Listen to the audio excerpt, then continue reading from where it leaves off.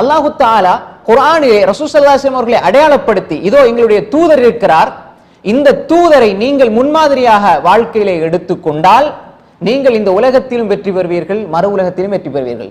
ரசூலுல்லாஹி ஸல்லல்லாஹு அலைஹி வஸல்லம் அவர்களை முன்மாதிரியாக எடுக்க வேண்டும். எடுத்தால் உங்களுக்கு கிடைக்கின்ற பலன் என்னவென்றால் இந்த உலகத்திலும் நீங்கள் வெற்றி பெறுவீர்கள், மறு உலகத்திலும் வெற்றி பெறுவீர்கள்.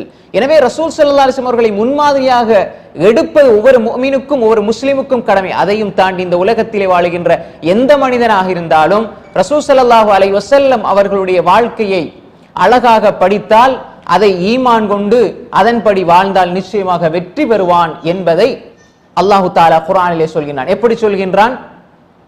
وَمَن يُطِعِ اللَّهَ وَرَسُولَهُ فَقَدْ فَازَ فَوْزًا عَظِيمًا وَمَن يُطِعِ اللَّهَ وَرَسُولَهُ فَقَدْ فَازَ فَوْزًا عَظِيمًا.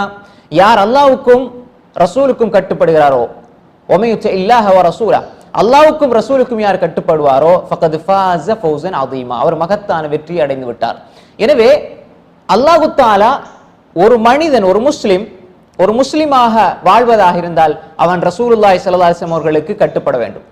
ரசூல் ஸல்லல்லாஹு அலைஹி வஸல்லம் அவர்களுக்கு கட்டுப்படுகின்ற ஒரு மனிதன் அல்லாஹ்வுக்கு கட்டுப்படுவனாக இருப்பான்.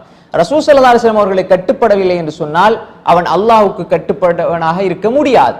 எனவே ரசூல் ஸல்லல்லாஹு அலைஹி வஸல்லம் அவர்களுக்கு கட்டுப்படுதல் என்பதுதான் அல்லாஹ் எமக்கு சொல்லுகின்ற யதார்த்தமான உண்மையாக இருக்கிறது. ஒரு மனிதர் நான் குர்ஆன் மட்டும் எனக்கு போதும் என்று நினைத்தால் அவர் வழிகட்டிலே சென்று விடுவார். ஏனென்றால் ஹதீஸ், அல்லாஹ்வுடைய தூதர் ஸல்லல்லாஹு அலைஹி வஸல்லம் அவர்களை அவன் நேசிக்க வேண்டும், ஈமான் கொள்ள வேண்டும், அவரை பின்பற்ற வேண்டும் என்பதையும் அல்லாஹ் குர்ஆனிலே சொல்கின்றான். எனவே நபியை நேசிக்காத, நபி ஸல்லல்லாஹு அலைஹி வஸல்லம் அவர்களை பின்பற்றாத, நபியுடைய வாழ்க்கையை பின்பற்றாத எவரும் குர்ஆனை பின்பற்றியவராக இருக்க முடியாது என்பதை அல்லாஹு தஆலா மிக தெளிவாகவே குர்ஆனிலே எங்களுக்கு சொல்லித் தருகின்றான்.